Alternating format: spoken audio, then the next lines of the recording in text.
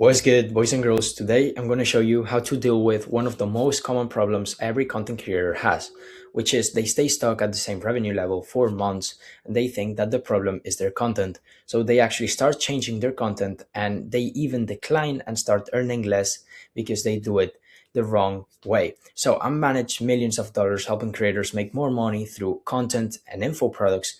And today I'm going to break down the exact reason why changing your content, most creators do it, is one of the worst moves you can make. I'm going to show you exactly how to fix it, so stay till the end because the sauce today is genuinely going to be life changing. And I'm not saying this to keep you watching, I'm saying this because I've watched this exact mistake cost people tens of thousands of dollars in a single month. Okay, let's set the scene with a real situation. I think this is the fastest way for you to see yourself in this. You're a content creator posting in Instagram and YouTube, and you're doing long form on YouTube to actually give value and build trust. And what you're doing is then you're posting on Instagram basically top of funnel content to redirect all this traffic to YouTube to your bottom of funnel content. And this is a super solid strategy. And if it's working for you, please do not change it because you're bored of it, or maybe some guy on the internet told you to switch it up. The problem most of you run into isn't the strategy, is what happens after you have been consistent with it for a while, because you post consistently for several months and your views are decent, they're stable, and you're not getting that virality spike you're chasing. And that one video that takes off and changes everything. And here's the thought that creeps into almost every creator's head at this point. Okay, so let me go back to my most viral video, replicate the format, replicate the hook, replicate the editing style, and just hope it takes off again. And I've seen this thousands of times. I even was doing this back in the day. And you need to hear me clearly on this. That instinct is completely wrong. Not the video itself will be bad, because it probably will be one of the best videos you've had, but you might make a genuinely great piece of content doing that, because views were never the metric to decide what to record in the first place. Views feel real because they're the numbers sitting right there on the screen. But views without context are basically a vanity number. I've seen 500,000 views generate $0, and I've seen 2,000 views generate six figures. So if you're building your entire content strategy around chasing the biggest number, you're optimizing for the wrong outcome. And let me explain on that. You're going to keep hitting the same plateau over and over, video after video, month after month. And I've worked with dozens of offers now: mindset, fitness, ecom, consulting, real estate, you name it. And if there's one thing that I could tell you that every person watching in this video right now is track your videos. So most creators post with what I call a nonchalant mindset. What I mean is they upload, they hope, they move, and then they go on to the next one. And this cycle repeats all over again. They never actually connect the dots between what they post and what it produces on the back end. You need to know which video brought which lead, book call, or the same call that closed. And that's the connective issue that separates creators who scale predictively from creators who are just gambling every time they hit the publish button. So I'll go deeper into exactly how to build that tracking system later in this video, so don't skip ahead. But this is the part that actually changes the trajectory of your business. But before you even start thinking about tracking any single piece of content, you need to make sure the systems underneath your content are the right ones. So your funnel, your booking flow, and your sales process. You need to make sure that these systems are actually dialed in to capture what each view is genuinely worth. It does not matter if you post a video that pulls a million views, if the BSL is trash, the Typeform doesn't actually qualify people, and the booking page is confusing, half of your leads drop off even before scheduling the call. So this is the stuff that looks small on the surface, but this is actually the difference sitting at 20, 30, even $50,000 a month and scaling the same content output into six figures per month. I don't usually go out my way to reach out people cold, and that's not really how I operate, but on the rare occasion that I do it is because I've spotted a gap so big that is quietly costing someone tens of thousands of dollars. And this gap is so ridiculously easy compared to what people assume, that the fix is just simple. And most creators think that they need more reach, more virality, or more views. And in reality, if you just tighten up your funnel, you can make significantly more money with the exact same views you already have, sometimes even with fewer. And I'll put together a full breakdown video on what's exactly an optimized funnel. So the pages, the copy, the qualifying questions, everything. So drop a comment if that's something you would like to see. So let's say your funnel is dialed in and there are no holes in this bucket. Picture your views as water being poured into a bucket, and that bucket is actually your funnel. That water represents all of your leads. And a slow landing page, a confusing qualifying form, and a VSL that loses attention, that water is going to drain out before it actually gets to the bottom. So the bottom is actually your sales process. You can pour 100,000 views worth of water into that bucket, but if it's leaking, you're going to end up with almost nothing at the bottom.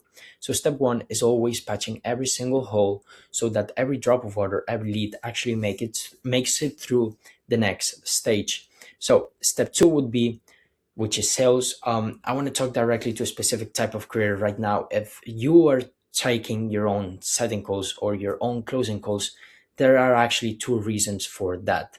And the two reasons is, number one, you don't want to give up 15% of what you make to someone who could generally do the job better than you would. And reason number two is you're simply not at a stage where you have enough lead flow to justify the hire. And if either of those is you right now, stick with me because the third point later in this video is going to be crucial for your exact situation. So if you're a content creator pulling in a decent, consistent amount of lead flow and you're generating $30,000-$40,000 per month and you're still the one hopping on every single call yourself, this is a genuinely selfish decision. And the amount of money you could be generating for your clients teaching them your skill is, it actually is life changing. The actual lives you could be changing with that skill you teach, and you're holding all of that because your ego won't let anyone handle the calls. You could be making double of what you're making right now just by making the correct hires. Hire a class A closer and a class A setter. And I can guarantee you, once you make that switch, your show up rate is going to go up, your close rate is going to go up, and your stress level is going to go down because you're not longer the bottleneck in your own business. If you genuinely don't know where to even start looking for people like this, I'll leave a link in the description for you to book a call with me. I want to be clear about what that call actually is because it's not a sales pitch for hiring. It's me for doing a full audit on your current setup, looking at your funnel, your sales process, your content, and identifying where the gaps are. And yes, if it's part of the gap analysis and reveals that you're missing the right setters or the right closers, we can absolutely help you plug in the right teams for your offer. But that's not the point of the call, just to clarify. Once your funnel is dialed in and your sales process has the correct closer and the correct setter in place, you're already, in almost every case I've seen, generating roughly 2x of what you were making before we started. So that's not a random number I'm throwing out. That's a pattern I've watched repeat across fitness coaches, real estate agents, ecom brands, and mindset coaches, across basically every niche I've touched. And once you hit that new level, you don't want to sit there and just relax. You want to keep pushing beyond it. And that brings us to point number three, which is tracking. So I said it earlier, but now I want to actually show you what tracking looks like in practice. Because knowing you should track something and knowing how to actually track it are two different things. And track every single metric that touches your business. What I mean by that is you need to track your calls booked, each video, and the calls that have been closed. And you got to tie that back to the specific video. And this matters so much because you might have a video with numbers of calls, and every single one of those leads is unqualified. They have the wrong budget, the wrong niche, the wrong timing, and wasting time. Meanwhile, you might have a completely different video that only books half as many calls, and you think that this is a pretty decent video, but nothing crazy. But those calls actually close at 80 and 90%, meaning that video, despite pulling in fewer views and fewer bookings, is actually making double the revenue of the better performing video. And I've seen this with my own eyes. And both of these videos might only pulled 1 or 2,000 views each. And if you weren't tracking any of this, you could have absolutely no idea which of these videos was actually making you money and which of one has quietly wasting your team's time. So There's a ton of software options out there for this kind of tracking, and the most well-known ones are basically Hyros and Trackio.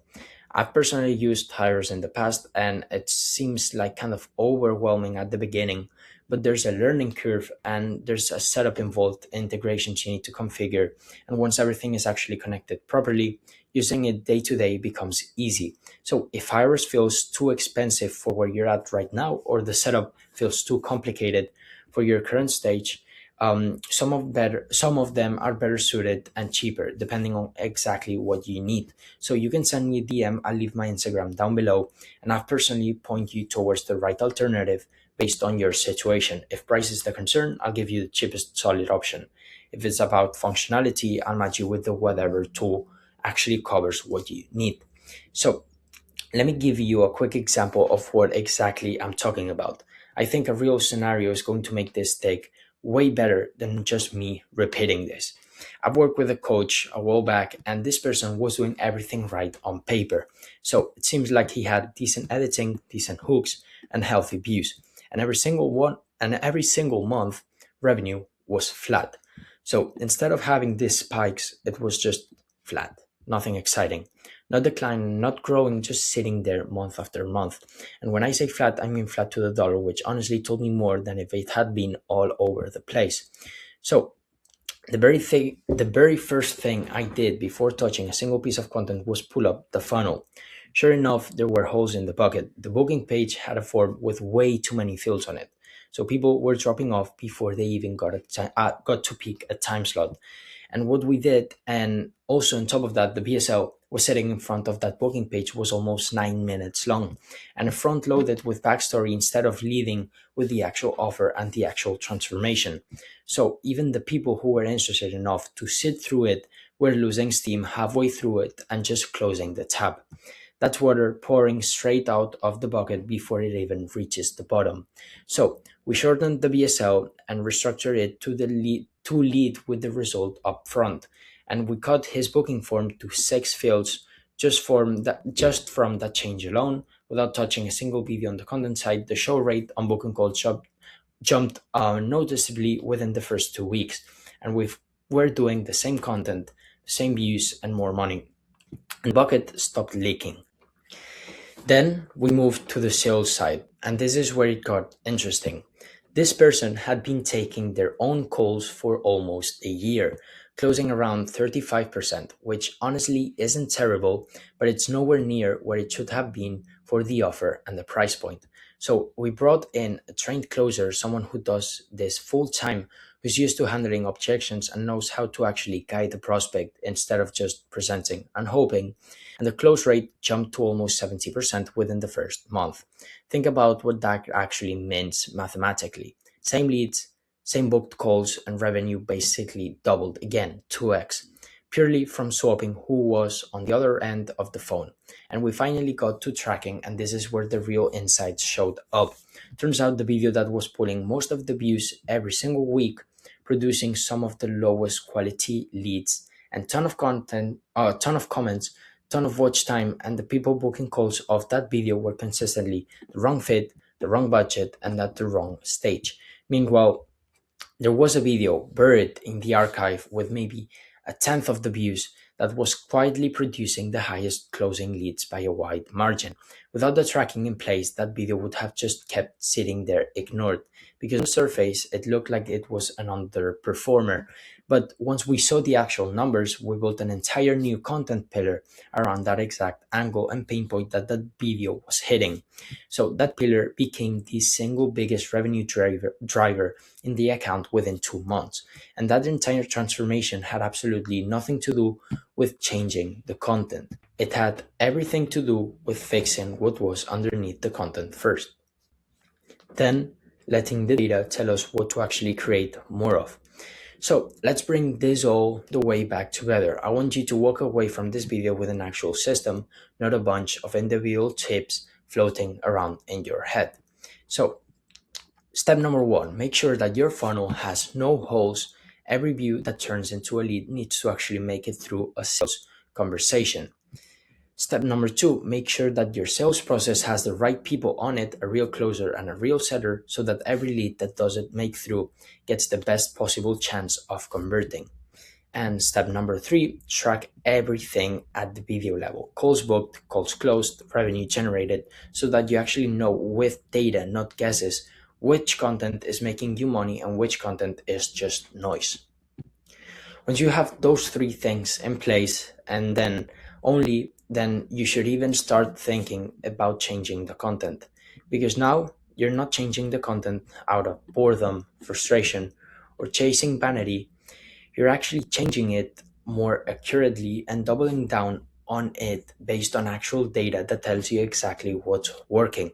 You stop randomly posting with no direction the way you probably were 20 minutes ago before you watched this video. And you start moving with intention, creating more of what's exactly working and proven to make you money, and cutting the content that just eating up your time without moving the needle. I don't care if you enjoyed this video, but I genuinely hope it was useful and that you're actually able to go make more money from it. That's the entire point of me making this content in the first place. If you want help on your coaching program, whether that's the content side, the funnel side, or the sales side, you can book a call with me in the description using the first link. We'll audit your current setup together and figure out exactly how I can help you scale. Leave a like, subscribe, and I'll see you in the next one. Peace.